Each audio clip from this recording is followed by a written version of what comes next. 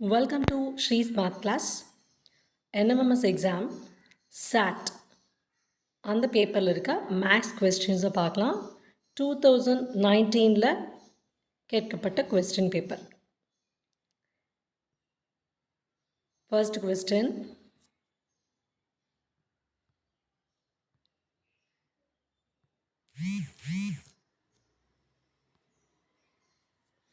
ஒரு வாகன ஓட்டுநர் 3.2 மணி நேரத்தில் 135.04 கிலோமீட்டர் தொலைவை கடக்கிறார் எனில் வாகனத்தின் வேகம் என்ன? ஸோ இங்கே என்னென்ன கொடுத்துருக்குது? நேரம் கொடுத்துருக்காங்க, தொலைவு கொடுத்துருக்காங்க. நம்ம என்ன கண்டுபிடிக்கணும்னா வேகம். ஸோ இந்த நேரம், தொலைவு, வேகம் இது மூணுக்கும் உள்ள ரிலேஷன் ஃபார்முலா என்ன அப்படின்னா வேகம் S is equal to D by T. Dனா distance, Tனா time. Distance by time. Speed is equal to distance by time. அப்போது S is equal to distance எவ்வளோ? 135.04 by 3.2.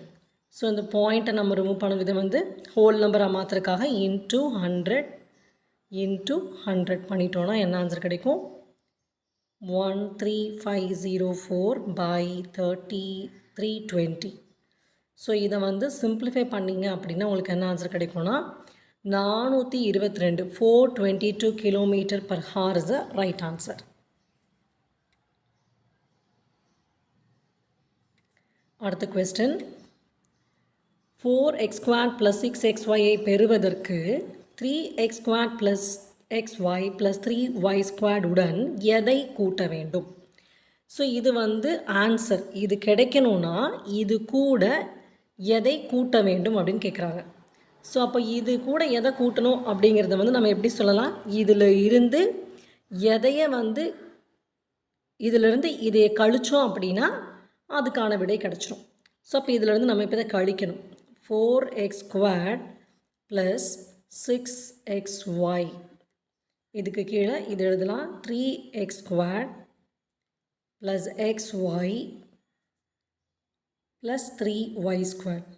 ஸோ இப்போ நம்ம என்ன செய்யணும்? கழிக்கணும். ஸோ நம்ம சைன் சேஞ்ச் பண்ணிக்கலாம், minus minus minus. So the answer is x² + 5xy minus 3y². So the right answer is, first option is the right answer.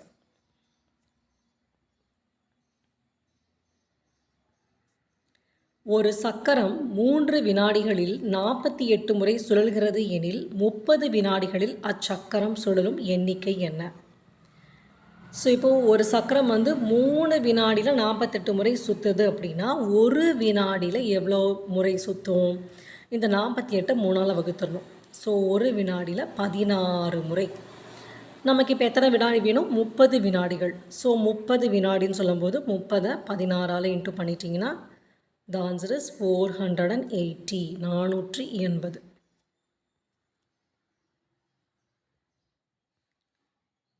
Next one, கொடுக்கப்பட்டுள்ள படத்தில் எக்ஸினுடைய அளவு என்னன்னு கண்டுபிடிக்கணும். இதில் ஏபியும் சிடியும் இணை கோடுகள். அப்போ இதை நம்ம என்ன சொல்லுவோம்? குறுக்கு வெட்டி அப்படின்னு சொல்லுவோம். இந்த 3x இங்கே ஒரு எக்ஸ் இருக்குது.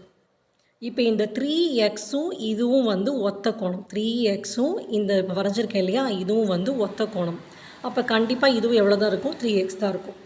அதுக்கப்புறம் இது ஒரு நேர்கோடு. நேர்கோட்டில் அடுத்துள்ள கோணங்களின் கூடுதல் வந்து 180 டிகிரி. அப்போ 3x + x is equal to 180 degree. இப்போ இங்கே கீழே என்ன இருக்கும்? 1 இருக்கும். ஸோ ஆட் பண்ணால் 4x = 180 degree. x = 180 degree by 4. So the answer is x = 45 degree. x = 45 degree. First option is the right answer.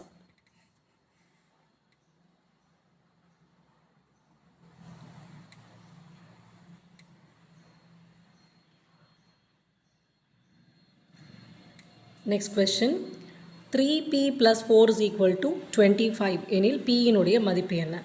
So இப்போ இதில் பியோட மதிப்பை நம்ம கண்டுபிடிக்கணும். So 3p + 4 is equal to 25. So 3p is equal to 25 - 4. 3p is equal to 21. P is equal to 21 by 3, which is equal to 7. So option 4, 7 is the right answer.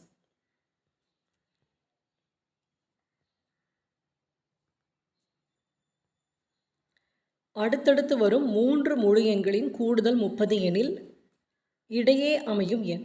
அப்போ 3 number, 3மே வந்து முழு எண்கள். ஸோ இப்போ நம்ம first முழு எண்ணை வந்து எக்ஸ்ன்னு எடுத்துக்கலாம். அடுத்த முழு எண் வந்து எக்ஸ் ப்ளஸ் 1, ஏன்னா அது கூட 1 கூட்டும் போது அடுத்த நம்பர் கிடைக்கும்.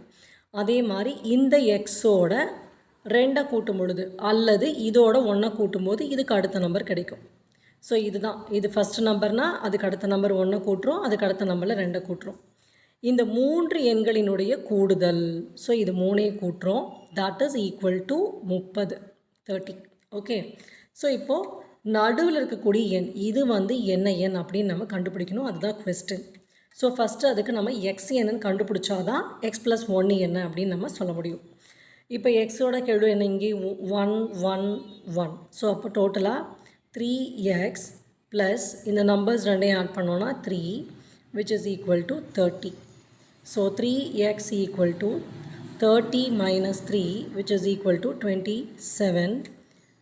X equal to 27 by 3, that is equal to 9. X equal to 9. இந்த x தான் வந்து ஃபஸ்ட் நம்பர். நமக்கு என்ன வேணும், இடையில் அமையும் எண். அப்போ x plus 1 தான் நமக்கு வேணும். அப்போ 9 plus 1, which is equal to 10. So first option is the right answer.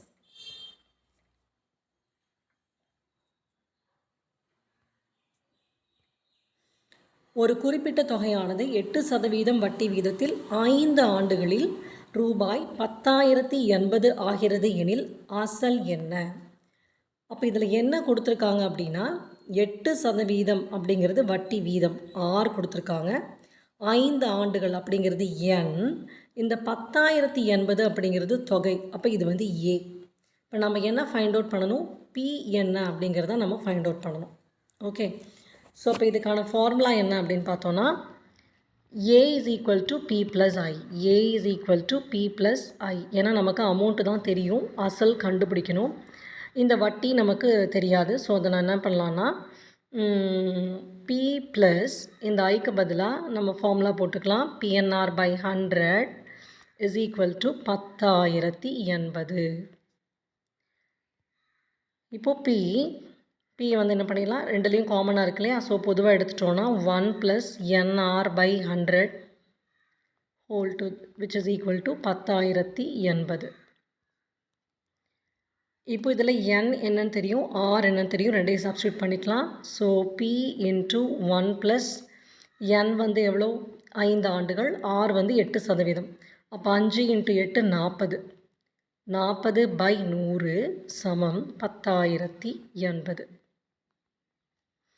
இப்போ இதை வந்து மீசியமாக எடுத்து நீங்கள் என்ன செய்யணும், சுருக்கணும்.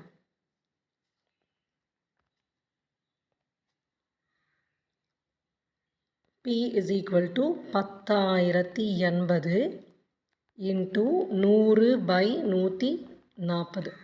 ஸோ இதை சுருக்கும் பொழுது உங்களுக்கு என்ன ஆன்சர் கிடைக்கும்னா, P is equal to 7,200. So the right answer is 4th option.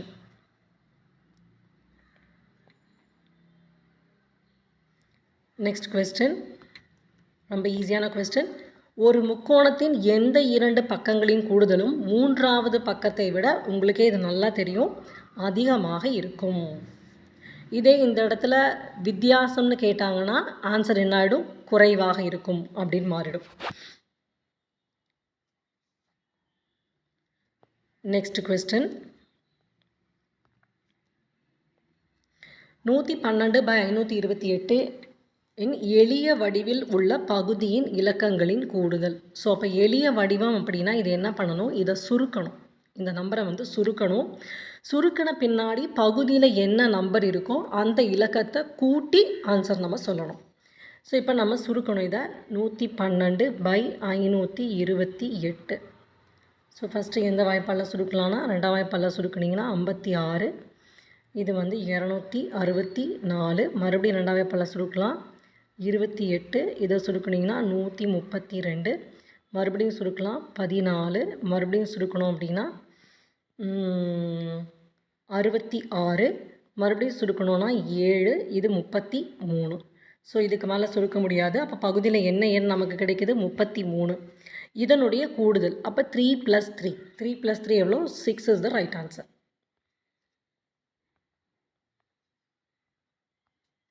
அடுத்த கேள்வி, 7ஐ ஓர் இலக்கமாக கொண்ட ஈரிலக்க எண்களின் எண்ணிக்கை. ஸோ அப்போ ஈரிலக்க எண்கள் எதில் ஆரம்பிக்கும்? 10ல் ஆரம்பிக்கும், 99ல் முடியும். ஸோ இதுக்கு இடையில் வரக்கூடிய எண்கள் ஈரிலக்க எண்கள் தான், எல்லாமே ஈரிலக்க எண்கள் தான். அதில் 7 வந்து ஒரு நம்பராக இருக்கணும். அப்படிப்பட்ட எண்கள் என்ன, எத்தனை, அதனுடைய எண்ணிக்கை கேட்டிருக்காங்க. ஸோ இப்போது என்னெல்லாம் வரும்னா 17, 27, 37, 47, 57, 67, அதுக்கப்புறம் 70, 71, 72, 73, 74, 75, 76, 77, 78, 79, அதுக்கப்புறம் 87, 97. ஸோ மொத்தமாக இதை எண்ணுனீங்க அப்படின்னா எவ்வளோ வரும்னா 18 எண்கள்.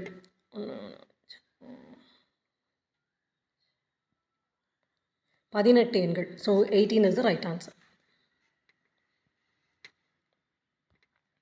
ஓகே ஸ்டூடெண்ட்ஸ், ஸோ நீங்கள் வந்து இந்த சம்ஸை வந்து ப்ராக்டிஸ் பண்ணணும். ஸோ ப்ராக்டிஸ் பண்ண தான் உங்களுக்கு வந்து டைம் வந்து சேவ் ஆகும். So practice makes you perfect. So அதை மைண்டில் வச்சுக்கோங்க. Because 90 questions, 90 marks in 90 minutes. அப்போ ஒரு கொஸ்டினுக்கு 1 minute தான்.